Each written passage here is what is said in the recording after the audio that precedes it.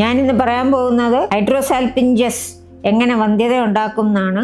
ഹൈഡ്രോസാൽപിഞ്ചസ് എന്ന് പറഞ്ഞാൽ യൂട്രസിൻ്റെ രണ്ട് സൈഡിലും നോർമലായിട്ട് രണ്ട് ട്യൂബ്സ് ഉണ്ട്. ആ ട്യൂബിൻ്റെ ഘനം ഒരു റീഫിൽ പേനയുടെ അത്രേ കാണുള്ളൂ ടോട്ടൽ തിക്നെസ്. അതിനകത്തൊരു ല്യൂമൻ ഉണ്ട്, അതിൻ്റെ തിക്നെസ് ഒരു റീഫില്ലിൻ്റെ അത്രേ കാണൂ. ഈ ട്യൂബിൻ്റെ ജോലി സ്പേമിനെയും എഗ്ഗിനെയും ഭ്രൂണത്തിനെയും അങ്ങോട്ടും ഇങ്ങോട്ടും ട്രാൻസ്പോർട്ട് ചെയ്യുന്ന ജോലിയാണ്. അതുകൊണ്ട് അത് ബ്ലോക്ക് ആയാൽ ഒന്നും നടക്കില്ല.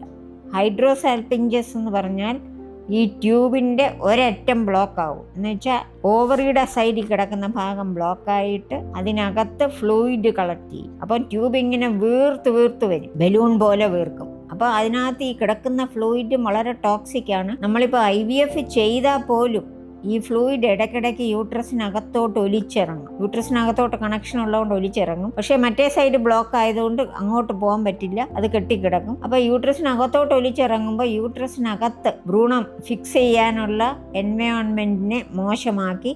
അങ്ങനെ ഒരു സ്ത്രീക്ക് ഹൈഡ്രോസാൽപിഞ്ചസ് ഉണ്ടെങ്കിൽ അതിൻ്റെ പ്രഗ്നൻസി റേറ്റ് IVF ആണെങ്കിൽ പോലും വളരെ മോശമാണ്. കഷ്ടിച്ച് 1%, 2% ഉള്ളൂ.